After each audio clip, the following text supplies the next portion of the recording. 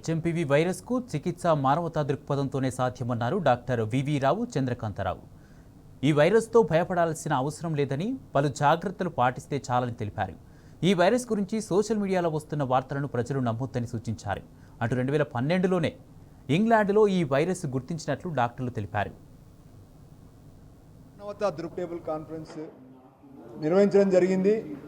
దిగ్విజయంగా ఇక్కడ దాదాపు 15 నుంచి 16 మంది వక్తలు అంటే వాళ్ళు ప్రతి ఒక్క ఫీల్డ్లో వాళ్ళ యొక్క నిష్ణాతమైనటువంటి వ్యక్తులందరూ కూడా ఇలా పాపులర్గా ఉన్నటువంటి చాలామంది కరోనా టైంలో ఏదైతే ప్రజలను రక్షించడానికి తమ యొక్క అభిప్రాయాలతోని తమ యొక్క అనుభవాలతోని ముందుకొచ్చినటువంటి వాళ్ళందరూ కూడా ఈరోజు ఈ స్టేజ్ మీదకి మరొకసారి ముక్త కంఠంతో కరోనా లాంటి పరిస్థితులు మళ్ళీ రావద్దని, మరి ఇప్పుడు ఏదైతే హెచ్ఎంపీ వైరస్లో ఉన్నటువంటి లోతుపాతులను కూడా చాలా క్షుణ్ణంగా చెప్పడమే కాకుండా మన ఒక మానవులుగా మనందరికీ దేవుడు ఇచ్చినటువంటి మన శక్తియుక్తులు, మన శరీరంలో ఉన్నటువంటి శక్తి కావచ్చు, మన సంస్కృతి ద్వారా మనం అలవర్చుకున్నటువంటి అలవాట్లు కావచ్చు, మన వంటింట్లో ఉన్నటువంటి మన పద్ధతులు కావచ్చు, న్యాచురల్గా ఉన్న ఫుడ్ మన అలవాట్లు కావచ్చు, మన కల్చర్ కావచ్చు,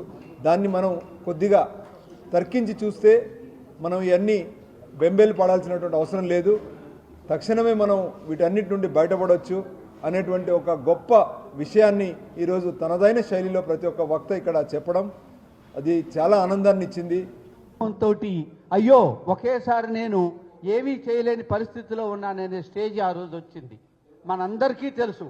మనం ఈరోజు ఇక్కడ ఉన్న వాళ్ళందరం కూడా ఆ పరిస్థితుల్ని ప్రత్యేకంగా కాదు ప్రత్యక్షంగా చూశాము. మనకు తెలిసిన వాళ్ళు ఎంతోమంది ఆ మహమ్మారి బారిన పడి ఎన్నో రకాల చనిపోయిన వాళ్ళు ఉన్నారు, హాస్పిటల్స్లో అడ్మిట్ అయిన వాళ్ళు ఉన్నారు, ఇవాళకి కూడా ఆ బాధలను అనిపిస్తూ ఉన్న వాళ్ళు ఉన్నారు. మనము ఈ హెచ్ఎంపీవీ గురించి మీ అందరూ కూడా మీడియాలో కానీ బయట కానీ ఏదో ఒక ఇన్ఫర్మేషన్ వింటున్నారు.